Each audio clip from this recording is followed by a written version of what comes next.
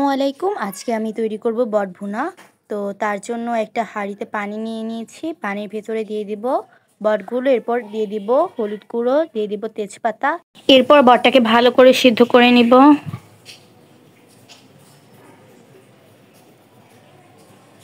সিদ্ধ হয়ে গেলে বটটাকে তুলে নিব। এখন একটা ফ্রাই প্যানে তেল দিয়ে দিব। তেলটা গরম হয়ে গেলে দিয়ে দিব গোটা মশলাগুলো, এরপর দিয়ে দিব পেঁয়াজ কুচি, তারপর এটাকে ভেজে নিব।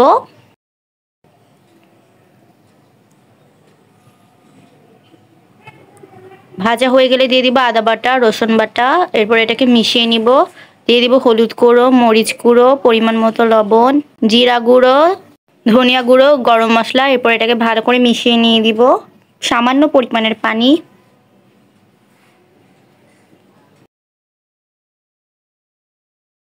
এরপর ভালো করে মশলাটাকে কষিয়ে নিব। কষানো হয়ে গেলে দিয়ে দিব আগে থেকে সিদ্ধ করে রাখা বটগুলো।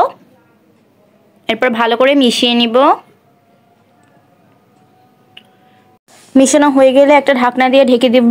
কিছুক্ষণ পর ঢাকনাটা তুলে নিব। তারপর এটা নেড়ে দিয়ে দিব পরিমাণ মতো পানি।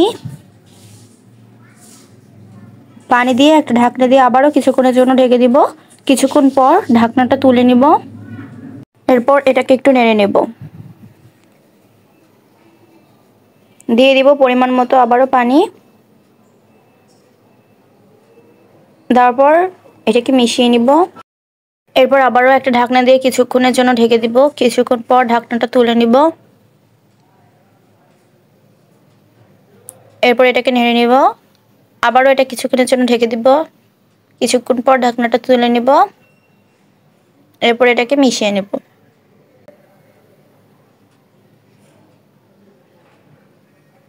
এরপর দিয়ে দিব ভাজা জিরার গুঁড়া। এরপর এটাকে নেড়ে নিব।